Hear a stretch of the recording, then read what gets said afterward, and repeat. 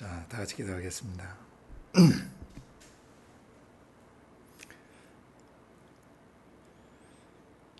사랑하시는 아버지, 우리를 구원해 주셔서 고맙습니다. 우리가 인식을 하든 인식하지 못하던 온 우주 안팎에 충만하시고 우리 육체와 마음 속에까지 들어오셔서 우리를 구속하시고 치료해 주시고 회복시켜 주시고 우리의 속사람이 하나님의 자녀답고 일꾼답고 지도자다운 모습으로 재건축되어 가게 해 주셔서 고맙습니다. 우리가 지상 사는 날 동안 모든 삶의 여정을 통해서 하나님의 형상이신 예수 그리스도를 닮기 원하고 예수님처럼 말하고 예수님처럼 삶을 살아내고 예수님처럼 사역할 수 있는 사람 되기 원합니다. 사랑하는 지체들 한 분 한 분을 그렇게 성령으로 축복해 주시고 기름 부어 주십시오. 그리고 조국 대한민국과 북한 땅 지하교회 지체들과 북한 땅에 고통당하는 영혼들 가운데에 동일한 은혜를 베풀어 주십시오.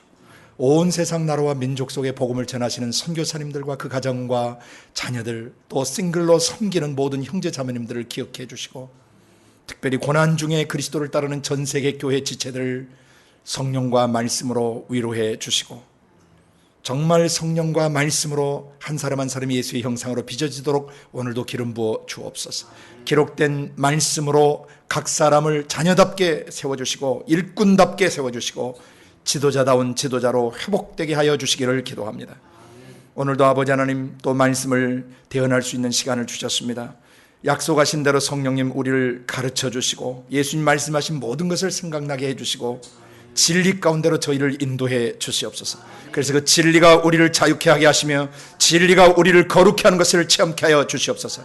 특별히 유스트림과 또 유튜브 방송을 통해서 녹화 방송을 통해 들으시는 모든 지체분들의 심령 안에도 동일한 기름 부음을 주시고 그분들이 말씀을 가지고 또 다른 수많은 사람을 견고히 세울 수 있도록 기름 부어 주시옵소서. 감사하고 예수님의 이름으로 기도드리옵나이다.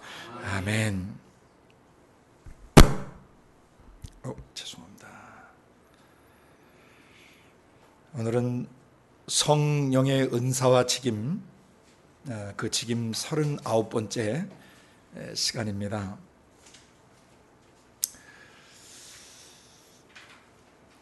처음부터 우리와 함께하지 않았고 또 방송이 중간에 이렇게 또 이제 나오게 돼서 처음부터 듣지 못하신 분들을 위해서 다시 한번 반복합니다.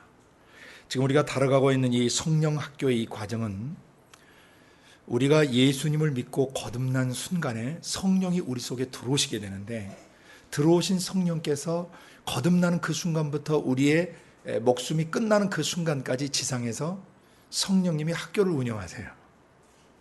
우주 밖에서 우주 공간을 통해 그리고 우리 육체와 마음 속에 이 학교를 개설하셨는데 이 학교를 우리가 성령 학교라고 부릅니다. The School of the Spirit. 그래서 앞에 이니셜 앞자를 따면은 SOS에서 긴급 구조 학교입니다. SOS 학교.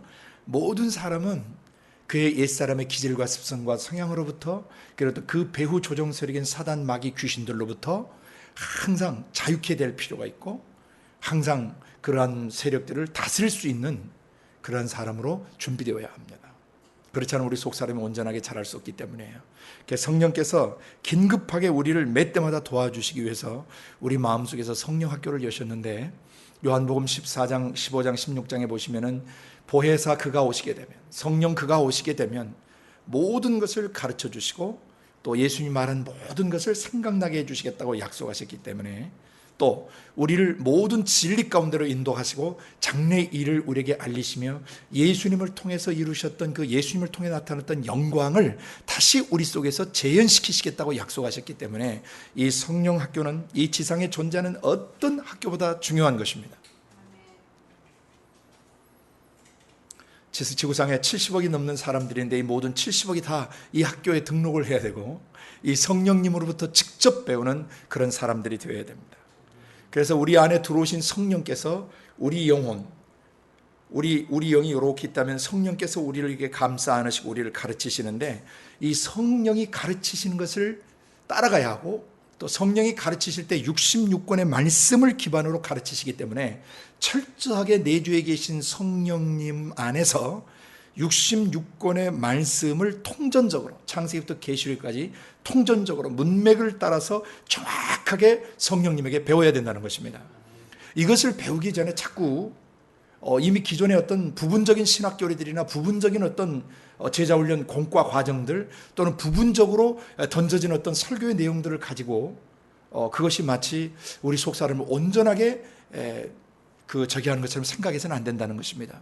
신학을 하기 전에, 교리를 공부하기 전에, 또 어떤 제자훈련 공과나 어떤 사람이 만든 공과 교재들을 공부하기 전에 모든 그리스도인과 모든 사역자들은 반드시 기록된 66권의 말씀을 책별로, 그 책의 단락별로 문맥을 따라서 귀납적으로 정확하게 창세기부터 계시록까지 자기 마음속에 배워야 하고, 그 성령께서 우리의 마음속에 새겨주시는 것을 체험적으로 경험해야 된다는 것입니다. 그리고 난 다음에 그가 신학을 공부하고 교리를 공부하고, 또 그 다음에 제자훈련 공과나 여러 가지 또 좋은 설교들을 접해야 되는 것입니다. 그래서 예수를 처음 믿을 때 각 사람 안에 이 정확한 인본주의적 제자도나 사람이 만든 공과를 통한 제자도가 아니라 성령이 가르치시는 The Spirit Teaching Discipleship, 성령이 가르치시는 그런 제자도가 모든 그리스도인의 마음속에 제1번으로 자리 잡아야 된다는 것입니다. 아버지께서는 성령으로 이 말씀을 기록해 하셔가지고 이 말씀의 교본, 66권의 말씀의 교본을 문맥을 따라서 책별로 정확하게 보게 하심으로써 사람의 내면을 예수의 형상으로 정확히 회복시키려고 하시는 계획을 가지고 계셨습니다. 이 계획은 주님이 재림하셔서 우리를 데리러 오시는 순간까지 이 기록된 말씀과 이 기록된 말씀을 통한 제자훈련은 계속되어질 것입니다. 그래서 부분적인 제자도, 부분적인 설교, 어떤 부분적인 교리, 성경 본문에서 발췌해내서 만든 교리를 따라가지 말고 성경을 책별로 문맥을 따라서 귀납적으로 정확하게 보는 훈련을 1년이고 2년이고 3년이고 4년이고 계속 그 기초를 다져야 된다는 것입니다. 모든 사역자들은 그런 기초를 그렇게 놔줄 수 있도록 준비되어야 합니다. 그래서 이 성령학교가 지금 진행되는데, 특별히 성령께서 우리 속에 들어오셔서 행하시는 기반 사역들이 있어요. 다양하시지만, 성령이 하시는 사역은 다양하시지만 우리 속에 놓아져야 될 가장 중요한 기반들을 우선적으로 몇 가지 지금 다뤄가고 있는데, 그냥 마구잡이로 지금 성령에 대해서 다루고 있는 것이 아니고 예수님의 복음서를 기준으로 해서 지금 이게 진행되고 있는 것입니다. 우리 안에 성령이 들어오시면 우리가 하나님의 아들, 딸, 자녀가 돼요. 그래서 성령 안에서 하나님의 아들, 딸 된, 곧 하나님의 자녀 된 우리 속 사람이 어떻게 그 바른 기반을, 바른 기반이 놔져야 되는가, 우리들 안에, 초신자 안에 바른 기반. 성령님이 들어오셔서 우리를 자녀되게 하시는데, 그 자녀다운 자녀, 하나님의 아들, 딸이면 신의 아들, 딸인데 신의 아들, 딸에게는 엄청난 신분이 주어진단 말이죠. 신분. 또 그 신분에 걸맞는 권세, 권위가, 하나님의 자녀되는 권세가 주어져요. 이게 어마어마한 것인 것이죠. 자녀됨의 권세가. 마치 하나님의 아들이신 예수 그리스도께서 하나님의 신성의 모든 충만함을 덧입고 육체로 그 하나님의 신성의 영광을 반사하며 사람들을 구속하고 치료하고 회복하시고 재건축하셨듯이, 하나님의 자녀된 사람들은 예수님하고 똑같이 그렇게 살고 사역할 수 있다는 것입니다. 그게 자녀됨의 권세예요. 예수님은 하나님의 아들의 권세로 죄를 구속하시고 죄를 죽이시고 태우시고 씻으시며, 자녀됨의 권세로 질병을 고치시고, 자녀됨의 권세로 저주를 걷어내시고, 자녀됨의 권세로, 하나님의 아들의 권세로 죽은 자들을 살리시고 망가진 자를 회복시키고, 그리고 더러운 사단 마귀 귀신들을 제압하시고 내쫓으시고 파멸시키셨단 말이죠. 예수님이 육신을 입으신 동안 예수님 육신 안에 계신 성령님이 이 일을 행하신 겁니다. 아버지 자신의 영이 예수님의 육신 속에서 예수님의 육신을 통하여 이 역사를 이루셨고, 오늘 육신 입은 우리 속에 예수님이 죄 문제를 해결하신 뒤에 성령으로 우리 속에 오셔서 예수님의 육체를 통해서 나타났던 모든 하나님 아들의 권세의 역사를 오늘 육신 입은 우리의 삶을 통해서 재현시키려고 하시는 것입니다. 그래서 내주에 계신 성령이 우리 안에 행하시는 자녀되게 하시는 그런 사역에 있어서 성령이 하시는 자녀됨의 기초 4가지를 다뤄드렸어요. 성령은 일단 우리 속에 들어오시면 말씀하시는 영이시다. 창세기 1장 1절부터 3절까지 하나님 아버지께서 천지를 창조하시고 그 하나님의 영으로 수면에 운행하신다는데, 운행하다는 품에 안다는 뜻이에요. 보듬어 안다. 품에 안으시고 날개 아래 모으시고 그 다음에 거기다가 말씀을 하셨다. 빛이 있으라고. 그래서 아버지가 자신의 영으로 존재하는 만물을 품에 안으시고 거기에 말씀하심으로 천지를 창조하시고 그 다음에 다스리시고 그 다음에 그 통치 가운데 거하지 않는 모든 자들을 마지막에 그 말씀으로 심판하신다 그랬어요. 그래서 성령은 천지 창조 때부터 말씀하시는 분이에요. 예수님도 마태복음 10장 20절에서 말하는 이는 너희가 아니라 너희 속에서 말씀하시는 자 곧 너희 아버지의 영이시니라. 우리말은 성령이라고 번역했지만 원문은 하기오스가 없어요. 성이라고 하는 거룩할 성자가 없이 그냥 아버지의 영이 말씀하신다. 아버지 영이 말씀하신다. 그래서 성령은 말씀하시는 영이세요. 우리 속에서 맨 먼저 아버지가 성령으로 들어오셔서 뭐냐면 아버지가 자기의 영으로 우리 속에서 말씀을 하세요. 그래가지고 우리의 지성, 감성, 의지에 깨닫고 느끼고 결단할 수 있도록 도와주시는 것이죠. 성령 사역의 가장 중요한 기반 사역은 성령이 기록된 말씀을 근간으로 해서 우리 속에 말씀하신다는 거죠. 그래서 자녀가 어떻게 자녀 되느냐, 그 말씀을 영접하는 자, 곧 그 말씀이 예수 구원자 되는 것을 믿는 자들이 바로 하나님의 자녀 되는 권세를 얻는 것이에요. 영원히 썩지 않는 생명의 말씀으로 거듭나는 것입니다. 성령이 자녀되게 하시는 가장 중요한 기초는 말씀하심으로 우리를 자녀되게 하시는 거예요.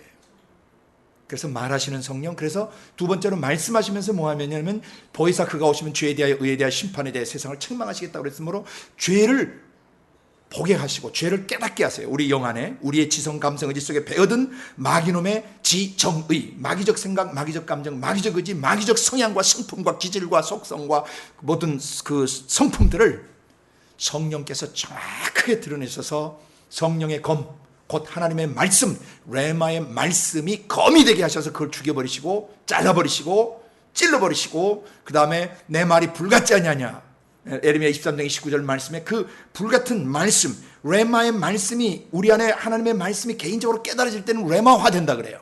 레마로 깨달아지면 그게 불이 돼요. 또 에베소 5장 26절에서 레마의 말씀 안에서 물로 씻어 교회를 깨끗하게 하셨다 그랬는데 그 레마의 말씀은 물처럼 우리의 더러운 것을 씻어내는 역할도 하고 우리의 가란 것을 적셔주시고 우리의 가란 목을 채워주시기도 하신단 말이죠. 갈급한 심령을 충만케 하시는 거예요. 성령이 하시는 두 번째 중요한 기반 사역은 죄를 죽이고 태우고 씻어주시는 사역을 하시는 거예요. 죄 다루시는 사역을 해요.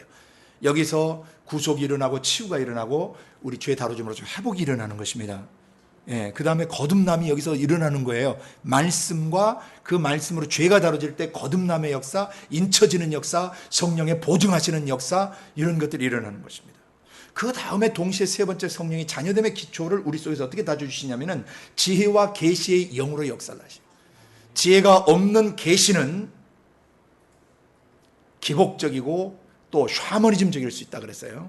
위험해요. 지혜가 없는 계시는 굉장히 위험해요.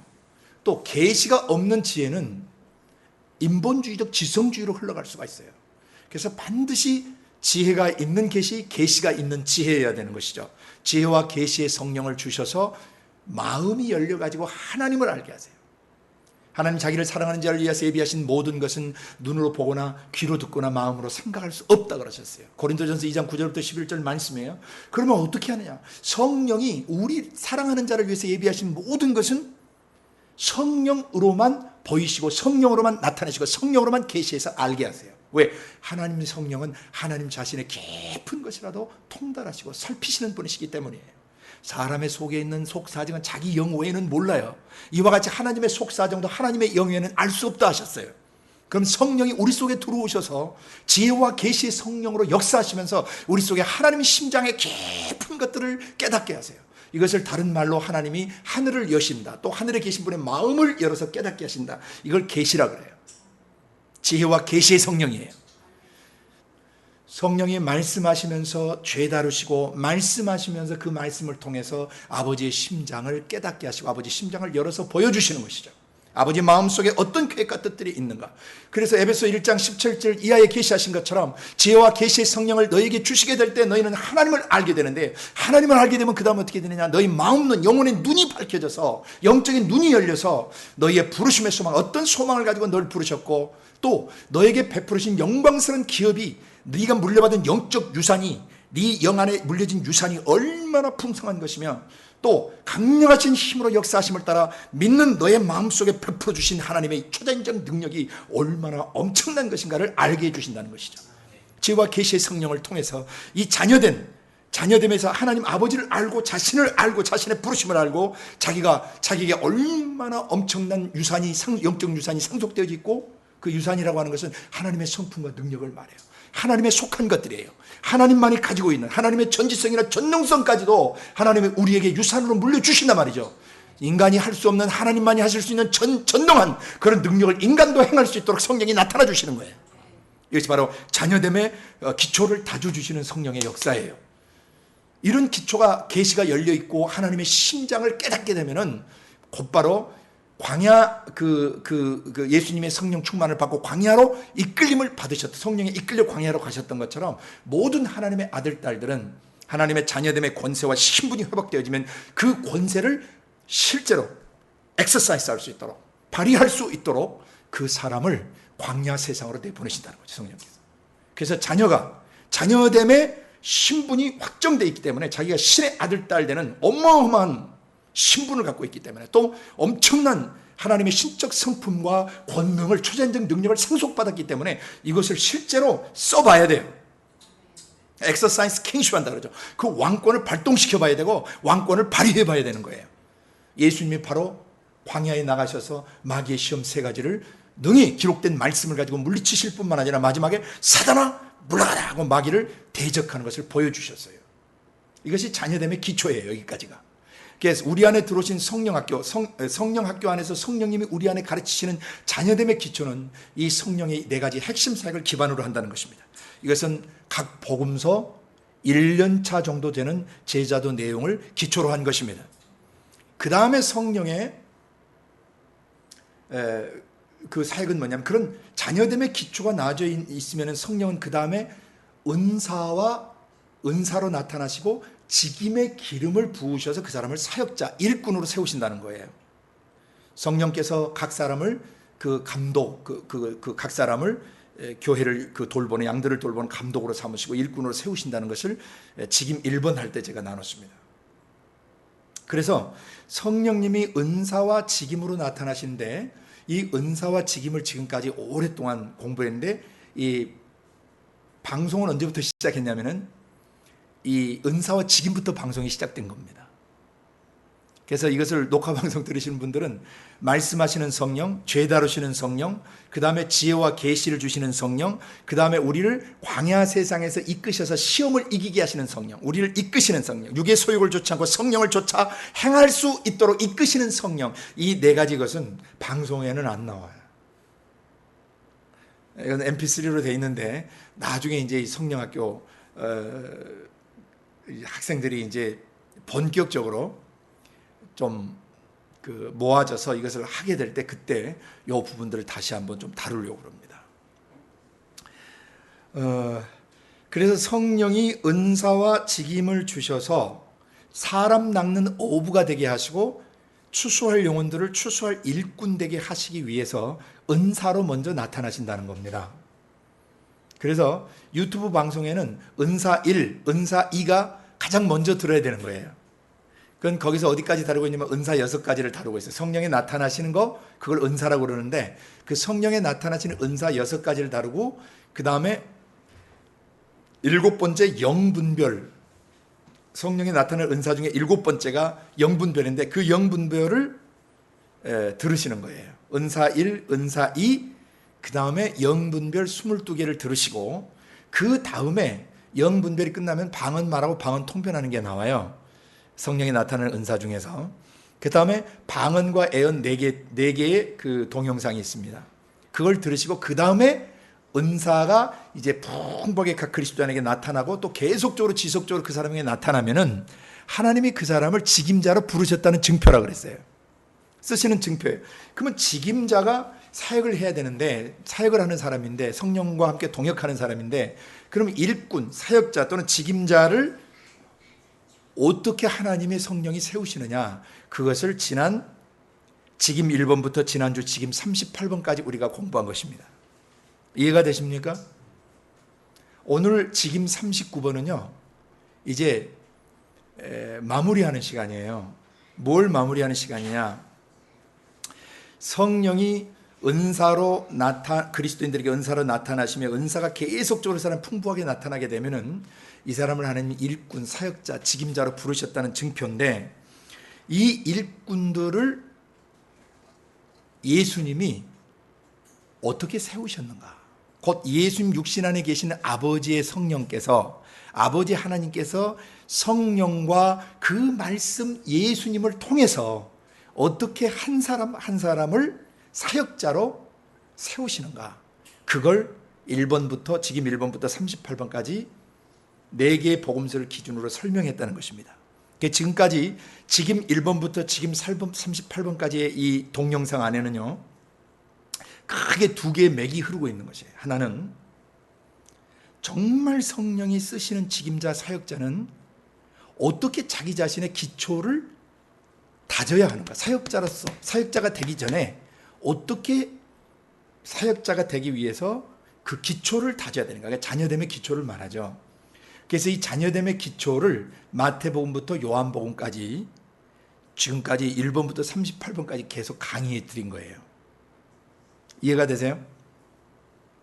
또 동시에 어떤 게 들어있냐면은, 그러면 사역자가 돼서 또 다른 사람에게 사역을 해야 되는데, 성령과 함께 자기가 사역할 사람들 속에 어떻게 1년차 기반을 놔줘야 되는가?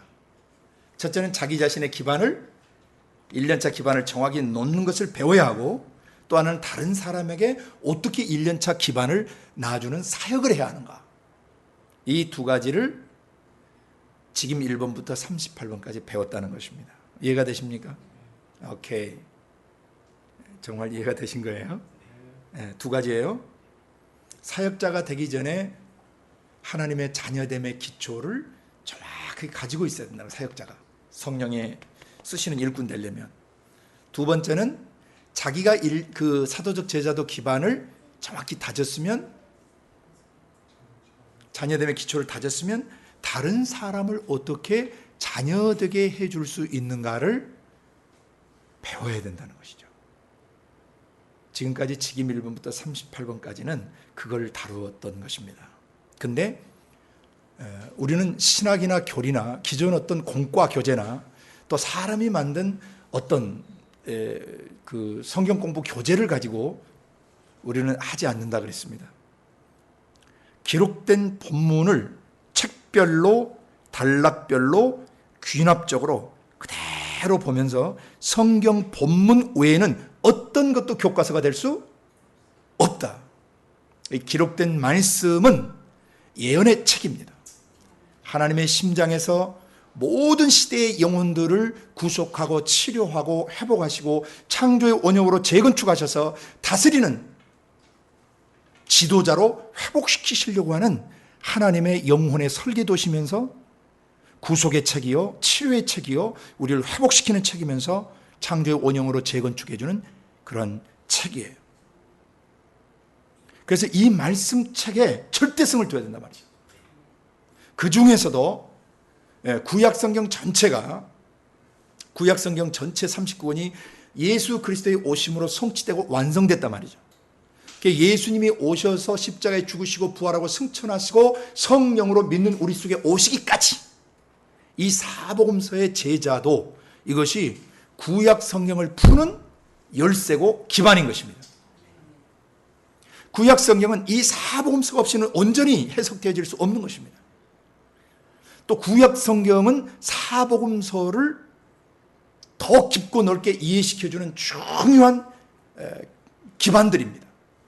그래서 구약을 성취하신 사복음서가 사도행전부터 계시록까지 전 세계 교회가 이제 흩어져 나가게 되는데, 전 세계 교회가 흩어져 나가는데 이 교회를 세우는 기반이고 기초라는 것입니다. 사복음서가. 그래서 우리는 이 사복음서에 오신 그 말씀 예수가 우리의 완전한 기준이시며 우리의 모델이시다. 삶에 있어서, 사역에 있어서 어떻게 자녀 되게 하고, 어떻게 사람 낚는 사람 어부가 되게 하고, 일꾼 되게 하고, 어떻게 사도적 지도력을 발휘하며 하나님 나라의 더 킹덤 리더십을 발휘하게 하는 그런 것인가. 그 교본은 완전히 예수 그리스도와 기록된 이 말씀책, 그 중에서도 특별히 사복음서는 절대 기준이라는 것입니다. 구약 성경을 풀고 서신서 23권을 풀 수 있는 가장 중요한 기반이 복음서예요. 그래서 숨 끊어지는 순간까지 이 복음서의 기반을 깊이 묵상해야 되고, 그것이 성령을 통해서 내 생각, 내 감정, 내 의지 속에, 내 생각 속에 완전히 이 복음서가 자리 잡으셔야 돼요.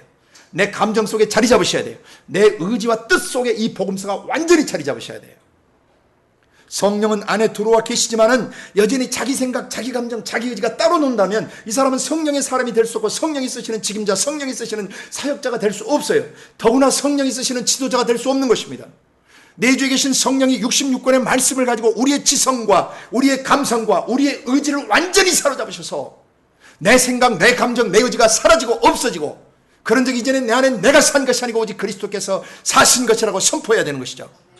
그러면서 내 생각, 내 감정, 내 의지 속에 인본주의적 교리나 인본주의적인 어떤 이론들이나 또 사람의 생각과 감정을 쫓아 가르쳐진 뒤섞인 물 섞은 어떤 설교들이나 사람이 만들고 편집해버린 그런 설교를 듣는 그런 수준에 머물러 있어서는 안 된다는 것입니다. 내 주에 계신 성령께서 기록된 66권을 책별로 문맥을 따라서 귀납적으로 나의 지성과 나의 감성과 나의 의지 속에 직접 가르쳐 주시고 깨닫게 하시고 새겨주셔야 돼요. 그리고 이런 사역자들, 이런 그리스도인들이 모여야 정말 각 사람이 서로에게 은혜를 받고 서로를 권면하며 서로를 제자화시켜 줄 수 있고 서로를 세워줄 수가 있단 말이죠. 사람의 입장에서 휴먼 터치, 휴먼 인텔리전스, 어떤 휴먼 이모션, 휴먼 will, 더 이상 사람의 생각이나 사람의 뜻이나 사람의 감정에 나오는 사람이 만든 교리나 교본들이 아니라 내 주에 계신 성령께서 66권의 말씀을 책별로 문맥별로 우리 안에 계시 조명해 주심으로써 성령이 주시는 divine intelligence, divine intellect, 신적 지성과 divine emotion, 신적 감성과 divine will, 신적 의지력 뜻들이 나의 지정의의 주인 돼서 들어오셔야 된다는 것입니다. 그래야 성령이 그 사람을 드라이빙 하실 수가 있어요. 이 사람의 영혼, 지정의가 사람의 것하고 하나님의 것하고 뒤섞여버리면 이게 물탄 포도주가 되어버린단 말이죠. 그것은 자신도 온전히 세울 수 없고 다른 사람도 제자화할 수 없는 것입니다. 그래서 복음서로 철저히 돌아가야 된다는 거예요. 그럼 복음서를 보면 복음서를 연구한 사복음서 그 대조 연구하신 학자분들의 많은 수고와 도움을 통해서 우리가 보면은 복음서는 대략 한 3년 반 정도 예수님이 사람들을 구속하시고 치료하시고 회복하시고 재건축하시면서 제자화하신 내용들이 나와요. 1년 차를 대략 보면 예수님이 이 땅에 오셔서부터 광야 시험 때까지를 대략 사복음서 공관복음 연구학자들이 한 1년 정도의 기간을 봅니다. 뭐 정확하게 1년이라면 대략 한 1년 정도 시간이 소요되었겠다. 그리고 사람 낚는 어부가 되게 하리라고 부르는 시간들을 대부분 학자들이 1년 차가 좀 지나서, 그러니까 1년 정도 예수님이 충분히 자녀됨의 기초를 깐 다음에 일꾼으로 세우시고, 또 누가복음 6장 12절과 마태복음 3장 13절에서 15절에 보면은 예수님 밤이 맞도록 기도하시고 그 사람들 중에서, 제자들 중에서 12명을 따로 세우셔서 사도라고 칭하시는 게 나와요. 그게 지도자를 세우시는 단계라는 거죠. 그래서 우리는 성경 복음서를 그런 세 가지 내용을 기초로 해서 보는 것입니다. 예수님이 십자가에서 우리 죄를 구속하시고 우리를 완전 치료해 놓으셨어요. 완전 회복시켜 놓으신 겁니다. 치료되어져 가는 거 아닙니다. 치료를 해 놓으셨습니다. 회복되어져 가는 것이 아니라 회복시켜 놓으셨습니다. 그럼 지금 우리가 지어져 간다는 게 아니면 뭐냐? 우리가 주 안에서 성전이 되어가고 예수 안에서 하나님에서 거하시는 성전이 되기 위해 지어져 간다는 말이 뭐냐? 우리의 영혼 속에 예수 그리스도가 배어드시고 스며드시는 과정을 말하는 거예요. 인간의 영이 개조되는 게 아니란 말이죠. 인간의 영은 그대로 있어요. 그러나 인간의 영, 지, 정, 의 속에 그리스도가 옷 입혀지고 그리스도의 생각, 그리스도의 감정, 그리스도의 뜻, 의지가 인간의 지성과 감성 속에 들어와서 그의 지성과 감성과 의지를 사로잡으시고 그가 주관하시게 되면 그가 성장하고 성숙해져 가는 것입니다. 그러다가 육신을 벗는 날 그 속에 경험되어진 그런 신적 지혜와 신적 감성과 신적 의지력들이 자기 속에 경험되어지고 그 삶으로 살아낸 만큼 그것이 상급으로 주어져서 영광의 몸을 입을 때 그것이 그 몸은 영혼이 썩지 않는 몸에 그것이 반사되어 나타난다는 것이죠. 그게 상급이에요. 육신 안에 사는 속사람 영혼이 이 땅에서 어떻게 예수 그리스도로 옷 입고 어떻게 위로부터는 초서를 덧입었는가, 어떻게 자기 생각, 자기 감정, 자기 의식 속에 예수님이 배어드시고 스며드셔서 얼마만큼 예수님 왕이 되시고 그의 삶을 지배하셨는가에 따라서 그의 그 왕의 통치에 순복하고 순응하고 통로되었던 자들에게 예수님이 잘했다, 충성된 종하면서 상급을 주신다는 거죠. 그래서 이제 그동안 기초 작업을 했던 지금 1부터 지금 38번까지 했던 이 내용들을 오늘 좀 종합 정리를 하려고 해요. 종합 정리. 근데 이 종합 정리를 할 때 여러분이 그걸 잘 이해하셔야 된다는 겁니다. 예수님은 1년 정도 자녀됨의 기초를 놔주셨다. 죄를 회개하고 복음을 믿어서 천국으로 들어오라는 초청을 하셨죠. 그게 핵심 메시지예요. 1년차 이 전체 사건의 핵심 메시지. 그러면은 죄를 회개하는 순간 흑암의 나라에서 사랑의 아들의 나라로 돌아오고 마귀 자식에서 하나님의 자녀로 회복되는 것입니다. 그리고 그 전해진 복음을 믿어야 돼요. 복음이 뭐예요? 예수 그리스도께서 오셔서 마귀놈이 우리 생각, 감정, 의지 속에 집어넣어버린 마귀적 생각과 감정과 의지, 그 죄와 그것도 죄를 근간으로 형성된 기질, 습성, 성향, 성벽, 성깔까지, 그리고 또 그 죄가 남긴 저주와 그 죄가 남긴 질병이나 지금도 그 죄로 말미암아 마귀에게 조종당하고 이용당하는 모든 그런 공격들로부터 예수 우리를 자유케 하실 뿐만 아니라 그 죄들 다 십자가에 못 박아버리고 우리를 자유케 하시고 회복하시고 온전케 만들어 놓으셨다는 사실이에요. 이게 복음이에요. 이 복음을 믿으면 새 사람이 되는 것입니다. 그리고 우리는 복음을 전하는 일꾼으로 지금 준비하고 있는 것입니다. 그래서 자녀됨의 기초, 이것이 그리스도인 자신과 사역자 자신, 그리고 그가 사역할 때 어떻게 사람들 영혼 안에 1년차 기반, 자녀됨의 기반을 놔줘야 되는가를 아는 것은 너무너무 중요하다는 것이에요. 그럼 이제 다음 주부터 이제 제 직임 40번에 들어가는데, 이 직임 40번부터는 그럼 뭘 하느냐? 이제 실제적으로 성령이 사역하신, 예수님의 육신과 함께 성령이 본격적으로 사역을 하셨는데, 예수님의 육신을 통해서 내주에 계시는 성령님이 행하셨던 본격적인 성령의 사역을 이제 다루는 것입니다. 지금 1번부터 39번까지는 사역자 자신이 자녀됨의 기초를 다져야 되고, 그 사역자로서 그가 어떻게 다른 사람들에게 기초를 놔줘야 되는 사역을 해야 하는가, 그 사역자로서의 기초를 다지는 시간이었다면, 이제 다음 시간부터는, 다음 주부터 지금 40번부터는 실제적으로 우리 안에 성령이 어떻게 본질적 사역을 하시는가. 그러니까 예수님 본격적인 갈릴리 사역을 이제 하시게 되거든요. 예수님의 육신 입으신 예수님, 하나님의 아들 되신 예수님 속에서 성령이 예수님을 이끄시고 드라이빙 하시고 사역하셨던 그 내용을 이제 배우게 되는 겁니다. 그리고 우리도 그렇게 성령에 이끌리는 사역자 되기를 원하는 것입니다. 그래서 오늘은 지난 거의 한 1년 가까이입니다. 중간에 제가 좀 선교여행 가고 그래서 빼진 시간까지 하면 거의 1년 가까이, 작년 9월부터 시작했던 이 직임이 기초를 다지는데 거의 1년 가까이 걸렸어요. 38주를 한 겁니다. 38주.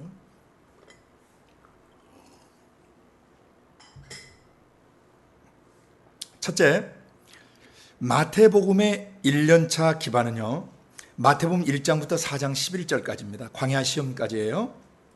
다시 한번 말씀드립니다. 마태복음 1장부터 4장 11절까지가 1년차 자녀됨의 기반이에요. 그 다음 마가복음은 1장 1절부터 13절까지가 1년차 기반입니다. 마가복음은 1장 1절부터 13절까지가 1년차 자녀됨의 기반입니다. 누가복음은 1장부터 4장 13절까지가 자녀됨의 기초입니다.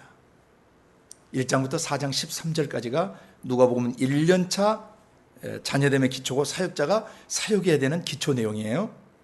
그 다음에 요한복음은 1장부터 4장 42절까지가 1장부터 4장 42절까지가 자녀됨의 기초, 1년차 제자도의 기초입니다.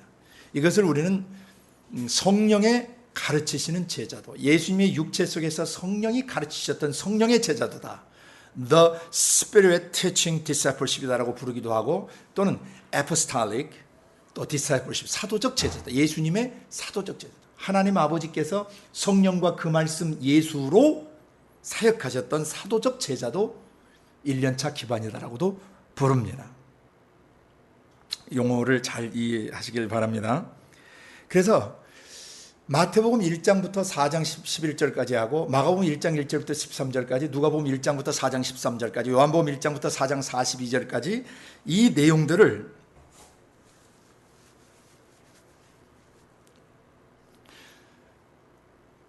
자녀됨의 기초로 놓고 사역자 된 사람이 자기 속에 이런 1년차 제자도의 기반이 제대로 깔렸는지, 또 내가 다른 사람에게 사역할 때 무슨 내용을 가지고 다른 사람에게 1년차 제자도 기반을 깔아줄 것인지를 깊이 배우시라는 거예요. 복음서로부터. 예수님이 그렇게 하셨어요. 아버지께서 성령으로 예수님의 육체를 통해서 그런 1년차 기반을 놔주셨기 때문에 복음서 그대로 해야 돼요. 그래서 마태복음 1장에 보면 크게 두 단락을 나눠서 옛날에 제가 스케치를 해드렸어요. 1장 1절부터 17절까지 해서 아브라함과 다윗의 자손 예수 그리스도의 세계다. 그래서 아브라함적 믿음의 기초를 가지고 어떻게 다윗처럼 왕노릇하게 할 것인가. 아브라함이 믿었던 믿음을 그대로 가지고 그 믿음을 근간으로 해서 다윗처럼 다스리는, 창세기 1장 26절부터 28절까지 창조의 원형을 회복시켜 주시기 위해서 예수 그리스도가 오셨다는 것이죠. 아브라함의 자손과 다윗의 자손으로 예수 그리스도가 오셨어요. 그런 아브라함의 믿음을 주신 믿음의 창시자시고 그 믿음을 완성하신 분이시에요. 이게 히브리서 12장 2절이 좀 번역이 잘못됐는데, 믿음의 주요 그 온전케 하신 예수를 바라보자, 그게 아니고 믿음의 창시자, the author of our faith, 또는 the founder of our faith, 믿음의 창시자, 시작자시고 the finisher of our faith, 우리 믿음을 완성시킨 분이신 예수를 바라보자. 그러니까 아브라함 안에 믿을 만한 증거를 주신 분이 아버지 영에서 나오신 그 말씀 예수셨다는 거예요. 아브라함은 그 예수님을 믿은 거예요. 아버지 영에서 나오신 그 말씀 예수를 믿었다고요, 아브라함은. 그 믿음을 가지면, 그리고 아브라함의 믿음은 천지 창조를 믿었고, 아벨을 통한 피의 구속을 믿었고, 아벨의 피의 제사, 피의 구속을 믿었고, 에녹의 임재 동행을 믿었으며, 노아의 최후 심판을 믿었고, 그 다음에 자기 자신이 사실을 전하러 갈 바를 알지 못하지만은 순종하여 가는 믿음을 가졌다. 그러니까 아브라함은 그런 믿음을 가졌어요. 그건 믿음의 원리예요. 그러니까 뭘 믿느냐? 그런 5가지 내용을 믿어야 된다는 거죠.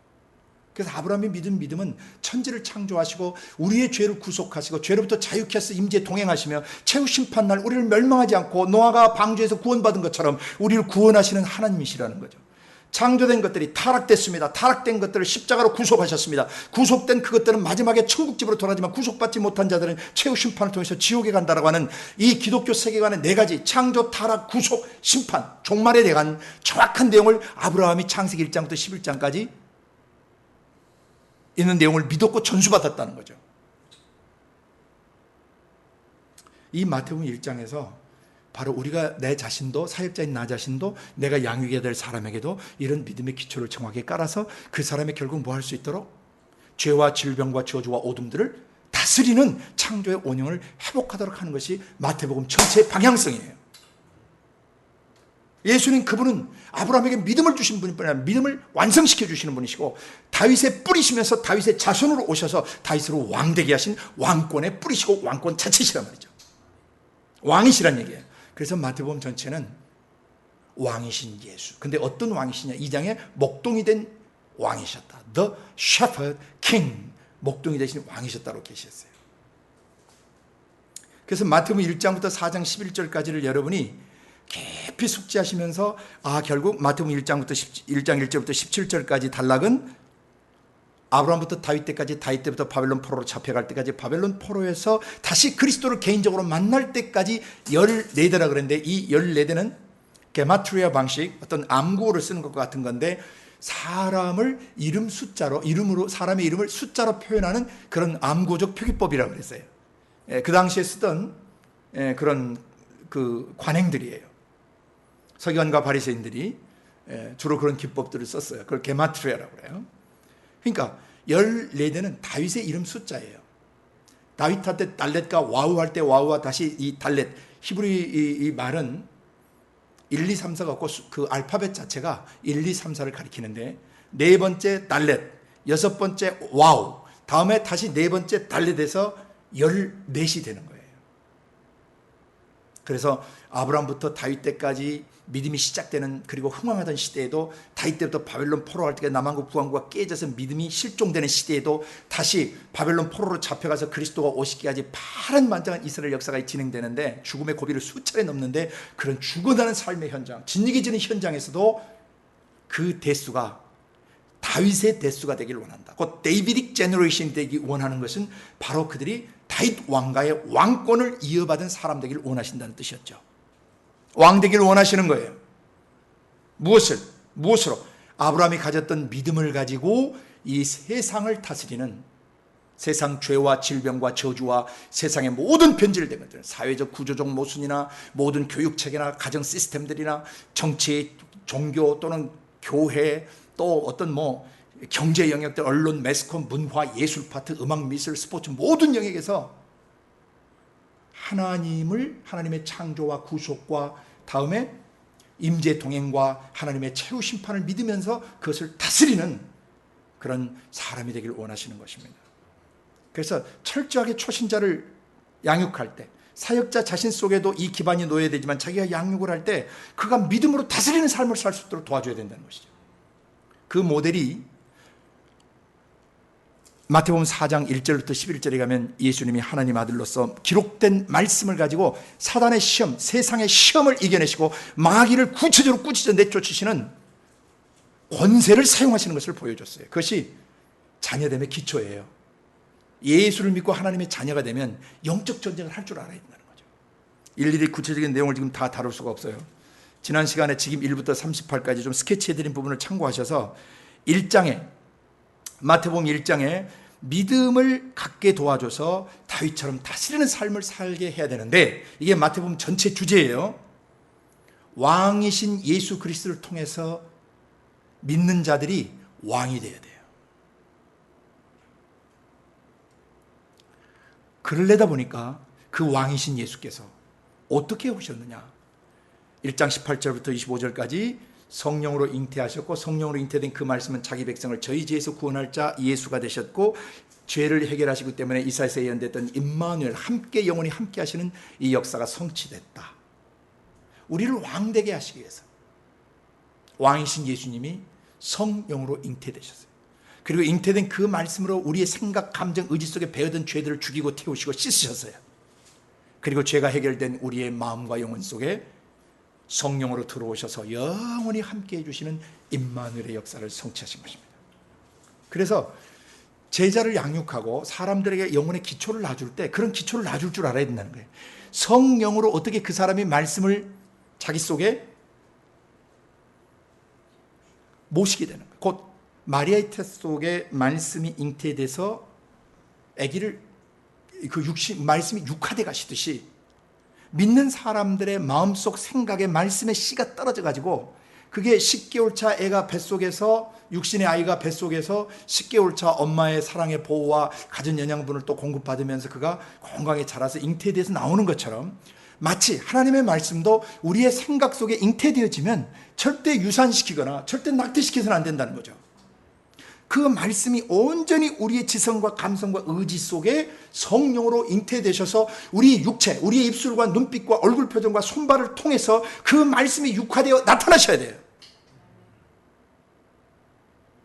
예수님의 육신을 통해서 하나님의 영광과 하나님의 구원이 선포되어지고 치유의 역사가 일어나고 회복되는 역사가 일어나고 사람이 재건축되는 역사가 일어났던 것처럼 육신 입은 우리 속에서도 성령이 우리의 생각과 감정과 의지 속에 말씀을 잉태시키시고 그 말씀이 자라시고 그 말씀이 육화되셔서 우리를 통해서도 그 말씀이 실제적으로 움직이셔야 된다는 거죠.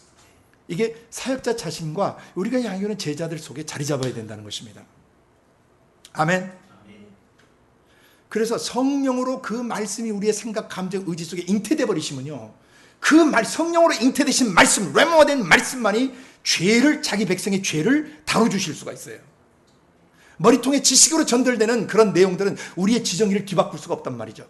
반드시 성령에 의해서 잉태되어진, 성령에 의해서 우리의 생각, 감정, 의지 속에 자리 잡고 우리의 지정의를 지배하실 때 성령으로 잉태되고 계시된 레마의 말씀은 반드시 우리의 생각, 감정, 의지 속에 있는 죄를 죽이시고 태우시고 씻으시는 그런 구속의 역사를 이루신다는 거예요. 자기 백성을 저희 죄에서 구원할 자 예수가 그들의 가슴 속에서 경험되어야 돼요. 사역자 자신과 사역자가 양육하는 제자들의 가슴 속에서 반드시 그 말씀의 역사가 경험되어야 된다.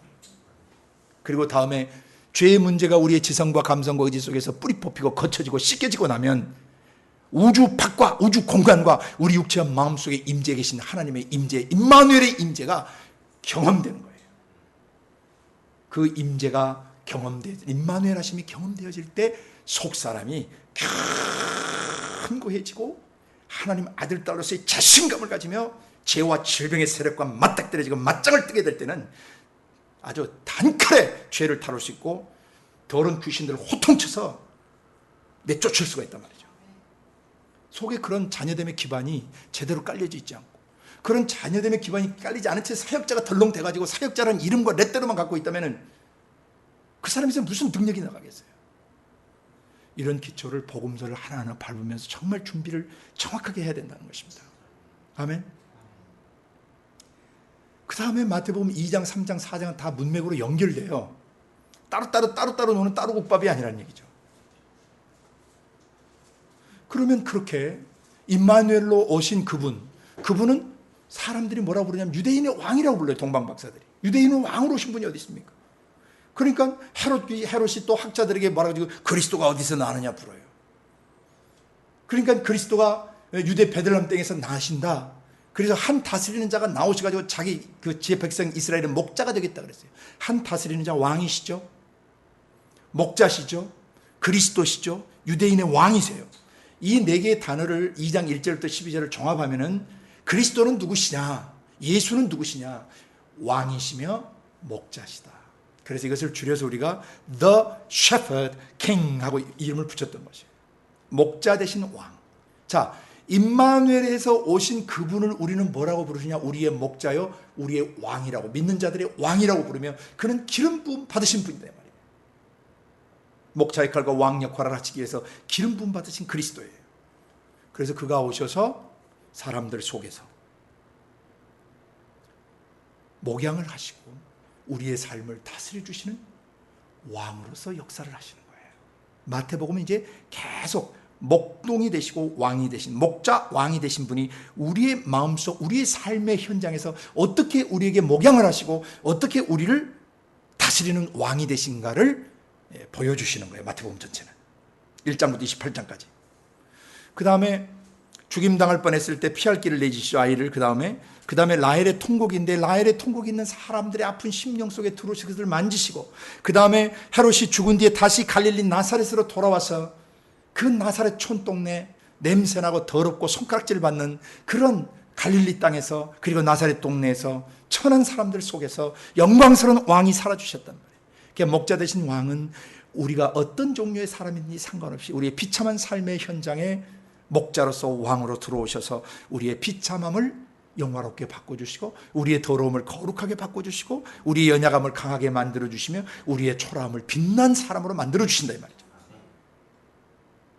그러니까 사역자 자신이 그런 경험이 있어야 돼요. 비록 가문이 출중치 않고 집안이 별 볼 일 없고 자기가 살았던 동네가 뭐 아무도 알아주지 않는 시골 깡촌이나 뭐 어촌이나 산촌 또는 뭐 시장 바닥에서 아주 또 분위기 안 좋은 데서 자랄 수 있고 또 좋은 분위기에서 자랄 수도 있는데 그런 성장 배경과 상관없이 또 공부를 잘했느냐 못했느냐, 인류대학을 나왔냐 안 나왔냐, 대학 나왔냐 안 나왔냐, 고등학교 나왔냐 안 나왔냐, 중학교 나왔냐 안 나왔냐, 뭐 초등학교밖에 못 나왔냐, 초등학교도 못 나왔냐, 이런 거 하나도 중요하지 않다. 그 가슴 속에 목자가 되신 왕이 들어오셔서 그의 영혼의 죄와 질병과 저주를 다뤄주시고 그 속 사람을 온전케 하시고 그를 예수의 형상으로 빚어가시면 된 거예요. 사역자가 마태복음 2장에서 목자왕이 행하셨던 일들을 그대로 해야 되는 거예요. 우리가 만난 영혼들 속에 정말 그의 가슴에서 임마누엘 하시도록 도와줘야 되고, 임마누엘 하신 예수님이 그 영혼에 우리가 양육하는 사람들의 진짜 목자인 것을 체험시켜줘야 되고, 그 목자가 어떻게 너희 생각, 감정, 의지를 다스려주고 태어나서부터 현재까지 너희 지나온 삶을 어떻게 다스려주시고 고쳐주시고 회복해주시고 싸매어주시고 먹여주시고 올바로 너를 세워주시는가를 경험하도록 도와줘야 된다는 말이에요. 이게 사역자, 성령이 쓰시는 사역자가 할 일이라는 거예요. 예수님 그렇게 하셨어요. 아멘. 그래서 3장도 크게 이제 3장은 크게 두 단락으로 나뉘는데 3장 1절부터 12절과 13절부터 17절까지 그거 다 해드렸어요 지난번에. 여러분이 지금 1부터 천천히 들으면서 다시 한번 음미하시길 바랍니다. 오늘 종합정리한 날에 다시 한번 스킵을 해드리는 거예요. 3장 1절부터 12절까지는 특사인 세례 요한을 보내셔서 자녀된 우리들의 죄를 뿌리부터 자복케 하세요. 도끼가 나무 뿌리에 놓였다고 그러잖아요. 죄를 자복할 때는 언제부터? 뿌리부터. 뿌리가 어디예요? 아담이 뿌리예요. 아담의 원죄로부터 어머니 아버지의 상태까지 1차적으로 한 뿌리가 있고, 어머니 아버지 태 속에, 어머니 태 속에 내가 잉태돼서 현재까지 또 하나의 뿌리가 있죠. 그죠?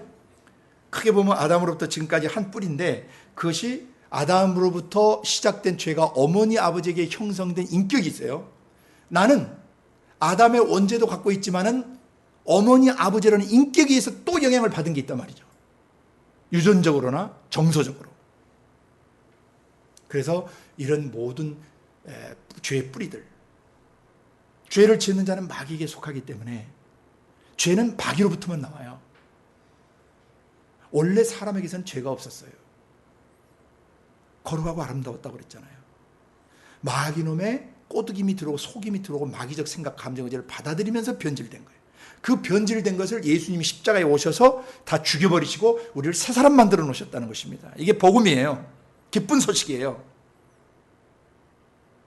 그래서 마태복음 3장 1절부터 12절까지는 세례 요한이 와서 주의 길, 왕이 오시는 길을 예비하세요. 그 예비하는 핵심이 뭐냐면 죄를 자복하고 토해내야 왕이 들어오시는 거예요. 구체적인 것은 다음에 해석을 할 때 제가 다룰 거예요. 그러면서 나는 물속에 너희를 회개케 하기 위해 물속에 너희를 잠기게 하지만 내 뒤에 오시는 분 그분 나보다 능력이 많으신데 그분은 너희를 성령과 불 속에 잠기게 하시리라고 그랬죠. 그 성령과 불 속에 잠겨서 뭐합니까? 어떤 사람은 성령과 불을 따로 해석하는 사람이 있는데 그거 같은 거예요. 원래 카이라는 접속사 용법이 성령과 불이 동격이에요. 성령의 불의 역사, 불 속에 잠기게 해서 뭐냐면은 불이 우리 담금질 하시는 거죠. 죽일 것 죽이고 태울 것 태우시면서 정결케 하고 정지하시는, purifying 하시는 그런 것들을 말해요. 여기서의 불은 저주가 아니에요.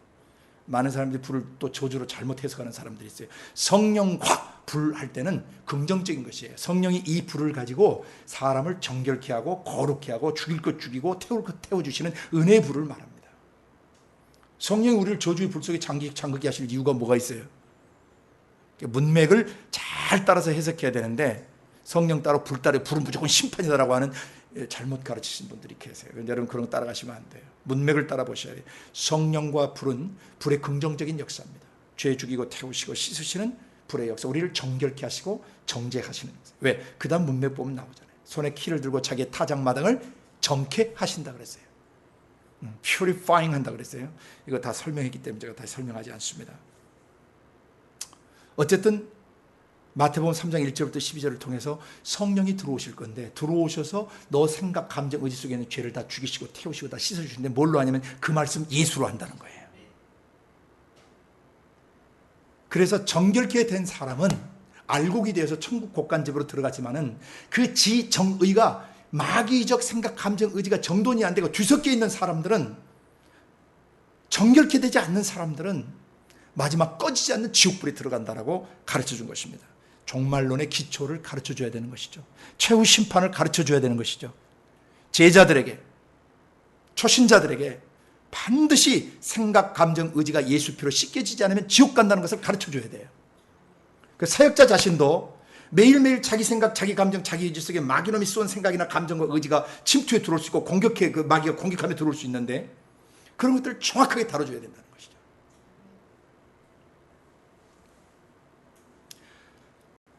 그래서 그 다음에 예수님이 물속에 실제로 이제 잠기시면서 죄 죽이시고 물에서 올라오실 때 주님이 부활하시는 걸 상징하는 건데, 이 믿는 사람들이 예수님에게 하늘이 열리면서 하나님의 성령이 내려오시고 음성이 들리고 음성을 통해서 내적 자, 정체성이 확립되듯이 누구든지 예수 십자가에 자기 죄가 처형된 것을 믿고 그리스도와 함께 부활의 생명을 가진 자들은 하늘이 열리게 돼 있고 성령이 임하시게 돼 있으며 성령님이 아버지 심장과 자기 심장을 연결하는 그런 음성을 들을 수 있는 그런 길을 그 라인을 회복해 주시고, 그 다음에 우리 안에다가 음성을 들려서 너는 내 사랑하는 아들이고 내가 기뻐하는 자라고 확증해 주신다는 거죠.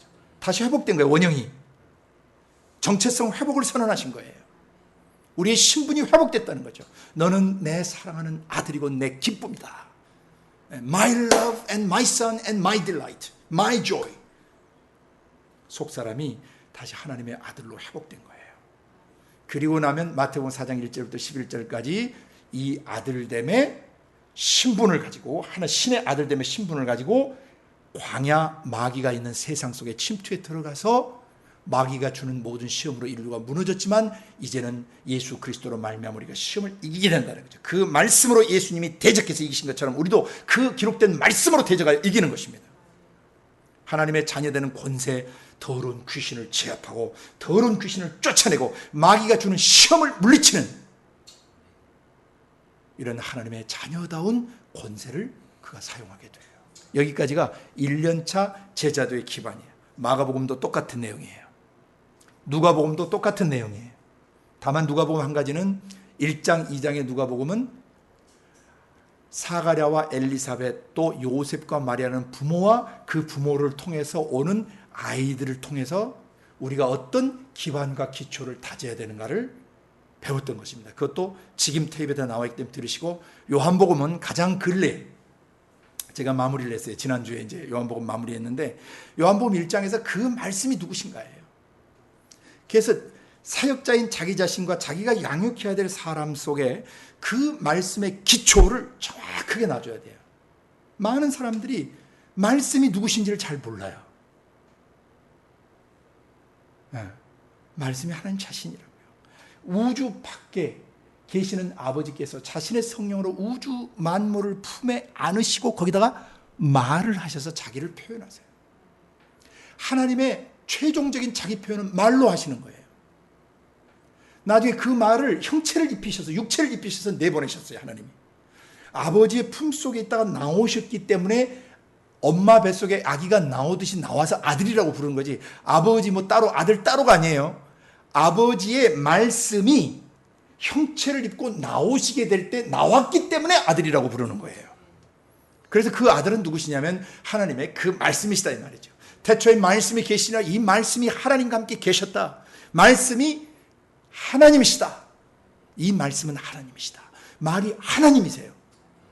내 말이 내가 누구인가를 나타내는 것처럼 내 말이 나의 최종 권위를 표명하듯이 하나님의 품속에서 나오신 하나님 자신의 말씀은 하나님의 최종 권위시며 그 말씀으로 창조하시고 그 말씀으로 통치하시고 그 말씀으로 심판하시고 그 말씀으로 귀신을 내쫓으시고 그 말씀으로 죽은 자를 살리시고 그 말씀으로 무화과를 뿌리채 마르게 하시고 그 말씀으로 바람과 파도를 잠잠케 하시는 그 말씀은 하나님 자신이시라 이 말이죠.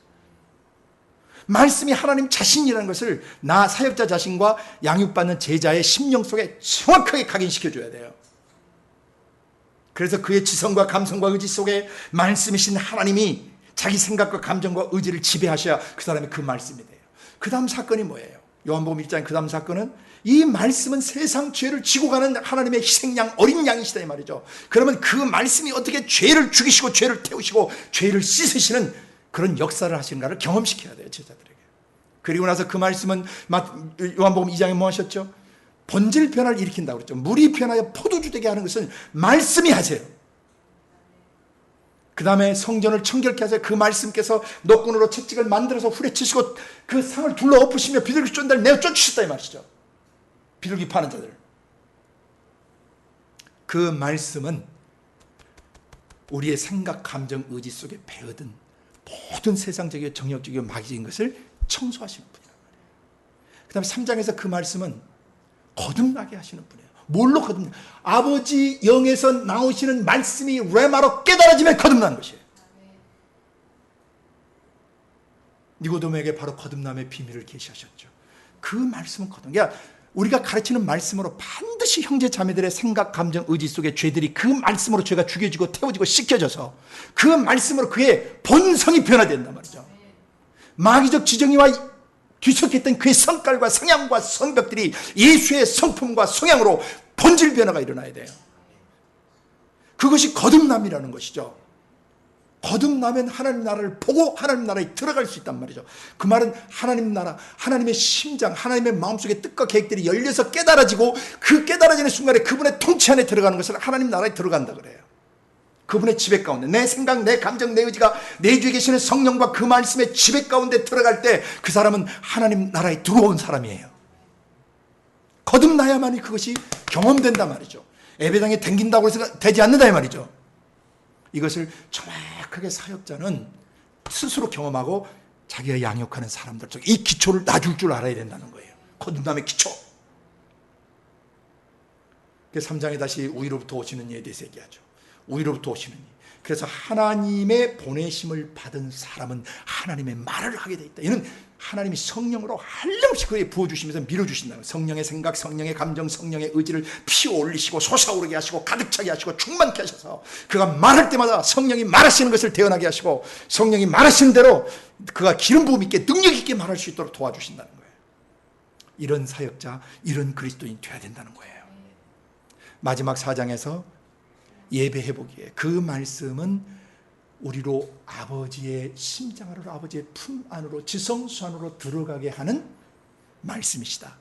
곧 성령 안에서 진리의 말씀을 깨닫는 순간 아버지께로 나아가게 되고 아버지를 만나게 되는 것이다. 이것이 예배다. 프로스큐네요. 그건 길게 설명을 했기 때문에 제가 더 이상 설명하지 않습니다. 그러니까 예배, 그 사역자 자신도 깊은 성령 안에서 진리로 예배드려서 아버지를 만나는 경험이 있는 사람이 되고 그를 통해서 양육받는 제자들도 뭐 해야 돼요? 성령 안에서 자기의 지성과 감성과 의지의 말씀이 깨달아져서 아버지가 만나져야 돼요. 우주 밖과 우주 공간과 자기 육체와 마음속이 하나가 돼야 된단 말입니다. 그래야 더 이상 눈에 보이는 세상, 귀에 들리는 것들에게 지배당하지 아니하고 내주에 계시는 성령으로부터 솟아오르시는 진리의 말씀으로 그가 세상을 다스리고 세상을 헤쳐나가며 세상의 담벽을 뛰어넘고 세상을 이기게 되는 것입니다. 1년차 제자도의 이 기반, 마태, 마가, 누가, 요한, 이 내용들을 다시 단락별로 잘 정돈하셔서 그 단락의 주제들을 가지고 예를 들어서 뭐 예배면 예배, 거듭나면 거듭남, 본질 변화면 본질 변화, 성전 청결, 내면 세계를 어떻게 청결하게 할 것이냐, 생각과 감정과 의지를 어떻게 깨끗하게 할 것이냐, 이런 주제들을 명확하게 가르칠 줄 아는 사역자가 돼야 되고 설교, 대중 설교를 할 때는 그런 내용을 기초로 해서 사람들의 지성과 감성과 의지 속에 마음 속에 정확한 설교 본문을 전해야 된다는 것이죠. 이것이 사람들 영혼 속에 1년차 제자도 기반, 아버지 하나님께서 성령과 그 말씀 예수를 통해서 각 사람을 예수의 형상으로 빚어 놓으시기 위한 기초 제자도예요. 모든 사역자는 이 1년차 기반이 놔져 있어야 되고 이 1년차 내용을 가지고 다른 사람에게 개인적으로 설교할 수도 있고 개인적으로 상담할 수도 있고 개인적으로 양육할 수도 있어야 되고 또 그런 사역자들이 무슨 사역을 해야 될 것인가 사역자들을 일으킬 수 있는 그런 지도자로 자라가야 되는 것입니다. 긴 시간 동안 지금 1번부터 지금 38번까지 성실하게 달려온 여러분을 예수 이름으로 축복하고 오늘 지금 39번 차에서는 이 4개의 복음서 전체를 어떻게 사역자가 자기의 마음속에 기반으로 깔고 있어야 되고, 또 자기가 사역할 때는 또 다른 사람 속에 어떻게 1년차 기반을 놔주는 사역자가 되어야 되는지를 나눴습니다. 이 배우셨던 내용들이 이 방송을 듣는 모든 형제자매님들의 마음속에 깊이 숙지되어지고 자리 잡아서 다른 책이나 다른 참고서 참고하시지 말고 오직 복음서에 마태, 마가, 누가, 요한을 통해서 계시된 이 1년차 내용을 철저하게 숙지하실 수 있기를 바라고, 성령께서 여러분 모두를 이 기반 사역에 아주 크게 기름 부어주시기를 간절히 바랍니다. 같이 기도하겠습니다.